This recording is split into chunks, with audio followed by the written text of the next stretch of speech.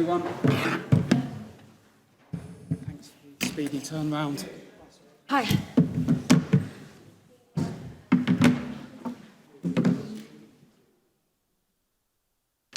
Who would like to kick us off? There goes your turn. I'm from the Portuguese national broadcast. Surprised by this Portuguese team.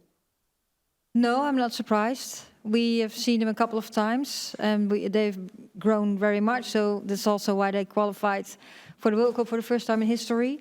So no, I wasn't surprised. I think that we just could have scored a little more. Worried with your team? No. Okay, thank you. Yes, okay, we'll go to Tom. Thank you. Sorry. Sarina, how would you sum up the performance? What are your main thoughts? Well, of course, my first thoughts are that I am, but also the team is very disappointed that we didn't win this game. But we also take a lot of learnings from it, and I think at moments we saw the things that we really had been working on, that we wanted to show a way of creating chances, scoring goals. I think the first half we were a little bit too slow, so the ball tempo was too slow, and we had too many players behind the ball or very close to the ball. And then when we would break lines, we didn't have enough numbers higher on the pitch. I think we did that a lot better the second half. So we had players higher on the pitch. We created more chances, although I think in the first half we also created a couple of chances. But we just didn't score. And then still I think we had moments that were really good and moments that we could have done a little better. You know, the final pass, we could have done at moments better than really created a 100% chance. And despite all those things, I think we still created so many chances that we could have scored. So we also changed. We had lots of substitutes, and that needs some time to connect too. I think we did that really well because they kept up the game going, and we kept keeping the ball and moving the ball and creating chances to score. And you were asked on Friday how close you were to knowing your starting 11. Are you closer now, or do you still have some questions? No, I'm closer? not closer now. But I'm not sure if we I'm not sure if we get closer than this. At the end, you have to make a decision. I think at some positions it's really tight, and we have some time now. So no, I'm not sure. And this is not the time to make that final decision because we still have a couple of weeks to go. Thank you. Thanks, Tom. We'll go to Emma. Hi, Sarina. Hi. I just want to ask about Lauren James and her performance in the second half when she moved into sort of a more number 10, slightly deeper position than what she was in the first half. Mm-hmm. What traits do you think she provides in that role, and were you pleased with her performance?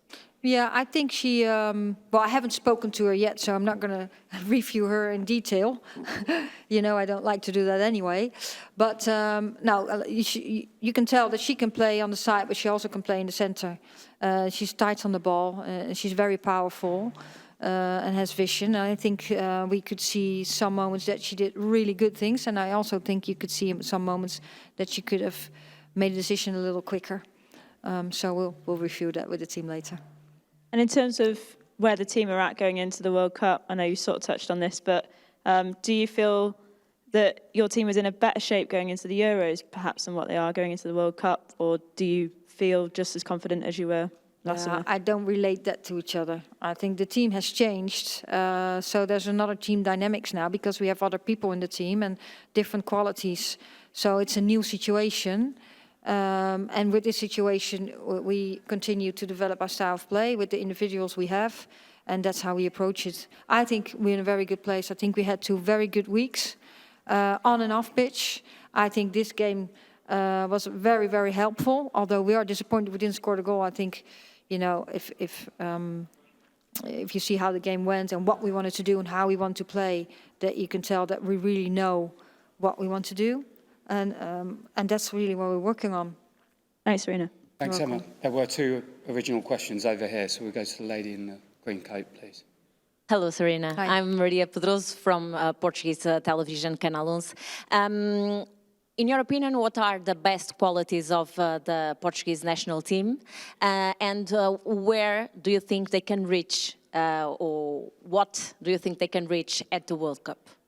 Well, I'm not a commentator of Portugal. I'm also not the coach of Portugal, so I'm not going to tell you what I think because It's I'm really just busy with my curiosity own because team. we are from Portugal, so it's important to know what do you think about. I think they played a Portugal. good game. I think the Portuguese team has played where one has improved. There's a lot of speed up front. They want to play possession game, but they also are not scared to play the long ball, and they're very dangerous. We saw that at the Euros too.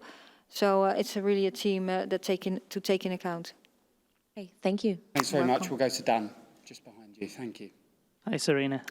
You mentioned about this game, being useful, the outcomes, but, do you come away with more questions or more answers? Oh, more answers. And answers already give another question, of course, because we always want to improve. We always think, okay, where are we now? How we want to improve? What do we need? And then we also think, of course, what's the next opponent? Thanks, Dan. We'll take the mic over there. If we can get it to Molly and Dom, that would be much appreciated. Thank you. Thank you. Hi, Sarina. Hi. I just wonder how many of those subs were kind of pre-planned with the idea of, the loading and stuff for the players because it's the first time they've played in a game in a while, or were they decisions that you made kind of in-game?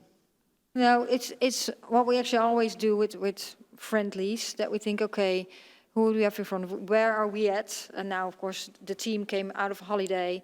Then we had 2 weeks of training with a break in between. So you also have to be aware of the minutes and the load of players. And then we see how the game goes, and then we make our subs. So we just think in scenarios, who could play there? What if things happen early in the game? What later in the game?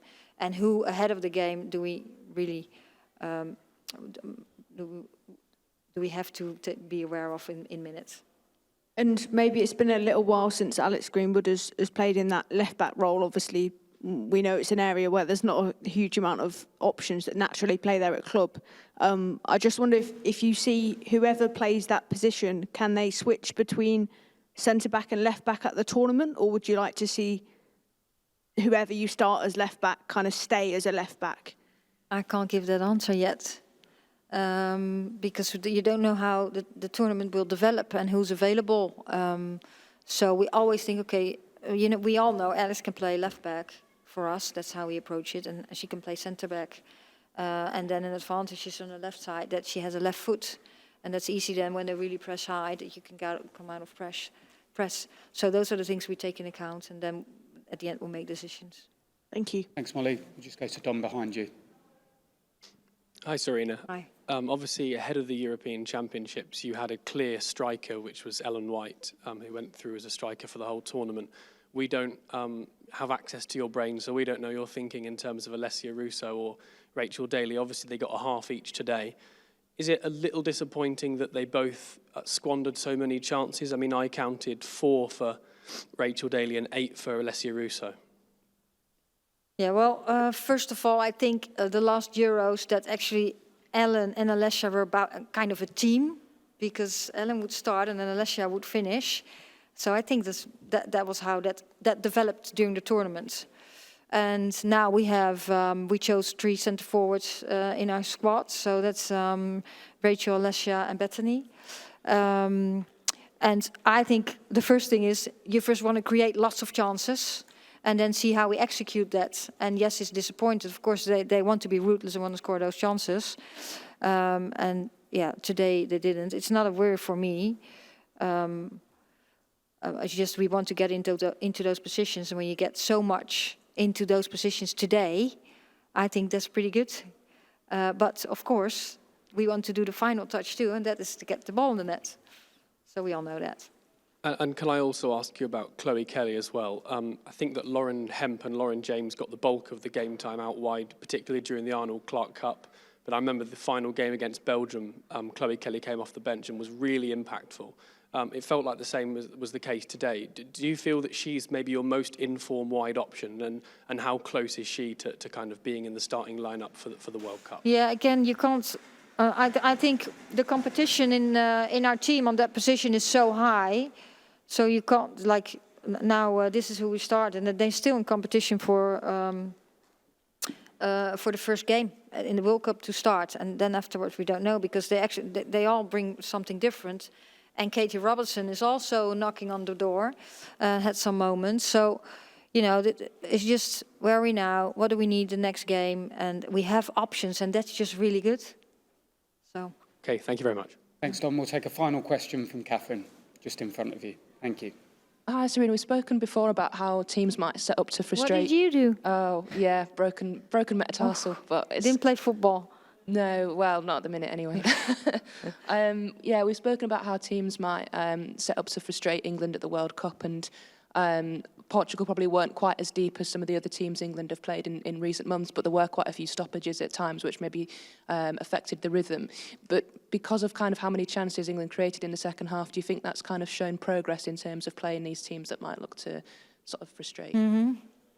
Yeah, I think if we would have made it ourselves a little easier to score earlier, then then that time they take it from their own time too. I think they didn't drop that deep as some other countries we played. We just forced them to go deeper because because of our game. And you always think, what's the plan? How you want to create chances? And we created so many chances, and when you don't score the goal, you just keep going, try to score. That was today a little a problem. But if you see how many chances we created, I think we had 23 shots on goal. So yeah, there won't be many matches that we then won't score, I believe.